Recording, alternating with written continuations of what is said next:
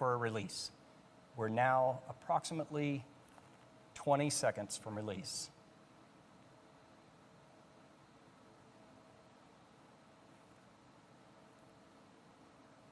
10, 5, 3, 2, 1, release, release, release.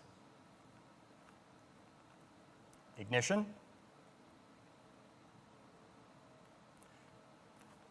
Good control. Trimming, that's pulling the nose up.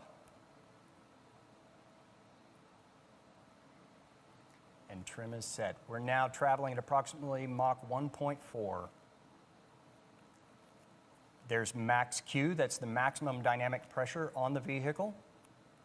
Those on board are experiencing about 3 Gs at the moment.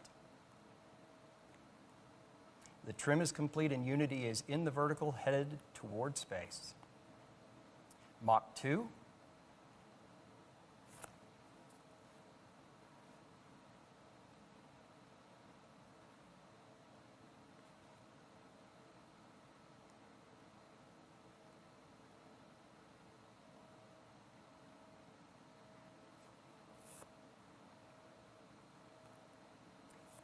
Mach 2.8, rocket motor cutoff. Amazing. All right.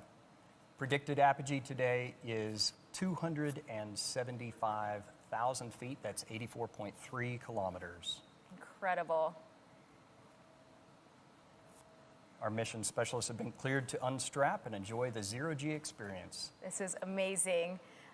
What you're seeing is Colonel Villadei going to the back to tend to the payloads that are mounted on the rack. You can see Landolfi and Leo starting their experiments in their seat and having, looks like, a great time, of course.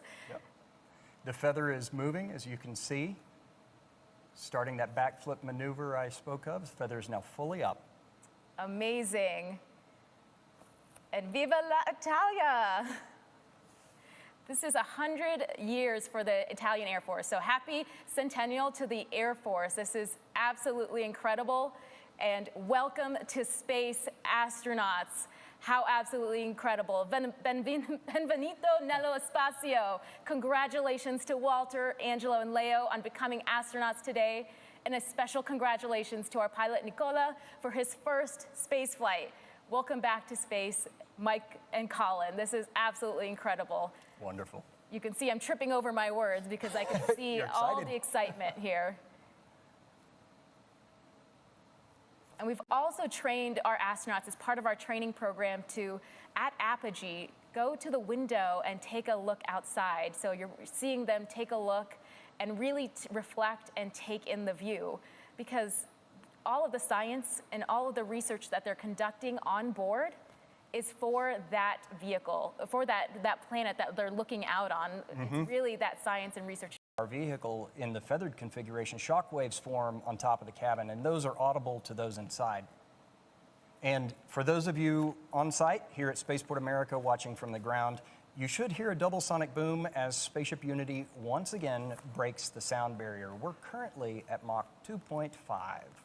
Incredible. And just back to 1G as we begin re-entry. And those views are just absolutely amazing.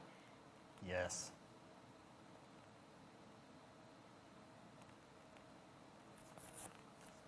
So for re-entry, we're now at about 3.6 Gs for those on board.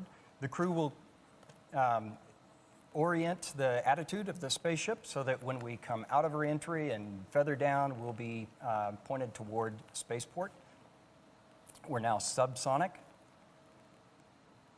and at 75,000 feet. And the unique part of our design is as a vehicle that can get into this feathered configuration. We're a glider, we're a rocket, we're a glider, and we're a capsule at the right phases of flight that help our unique design be safe and effective for the mission it's at. That's right. We're at 61,000 feet now, continuing to descend in the feathered configuration. When we get down to about 53,000 feet, the pilots will command lower of the feather again and reconfigure the vehicle back into a glider. The views are just so incredibly amazing all the way down, and it's just part of each phase of flight has its unique experience. It has the ability to also conduct science. Our payloads that are on the rack are conducting and recording data all the way through each phase of flight. So you get hypergravity and low gravity data and that transition in between. The feather is over the field and is making another circle around in the pattern, beginning those landing approach, passing the waypoints that we've designated as part of our energy management plan.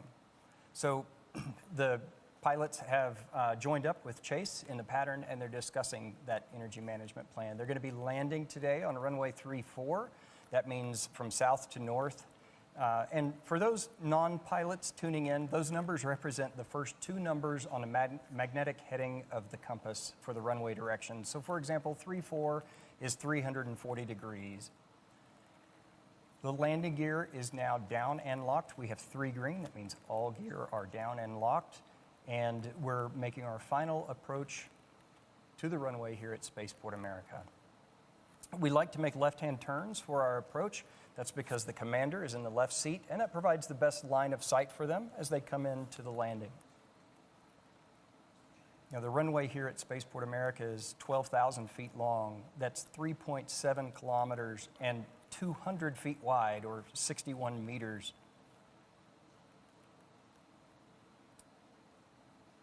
1,000 feet above the runway. 500 feet.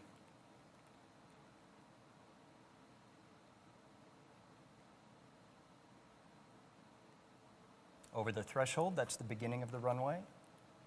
And you'll see the pilots hold the nose up. That's a flare maneuver, all part of the energy management.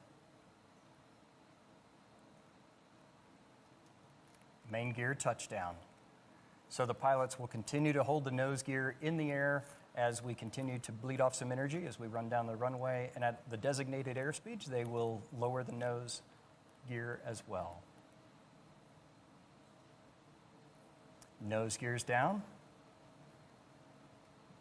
Now, as our ground speed slows, when we reach a designated ground speed, the pilots will apply the brakes and bring the vehicle to a complete stop.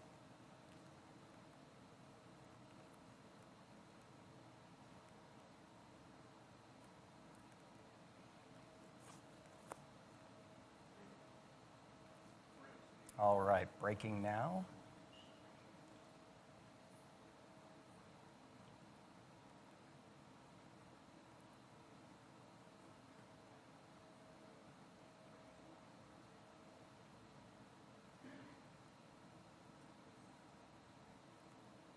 And there's wheel stop. Oh my goodness. What a beautiful landing, and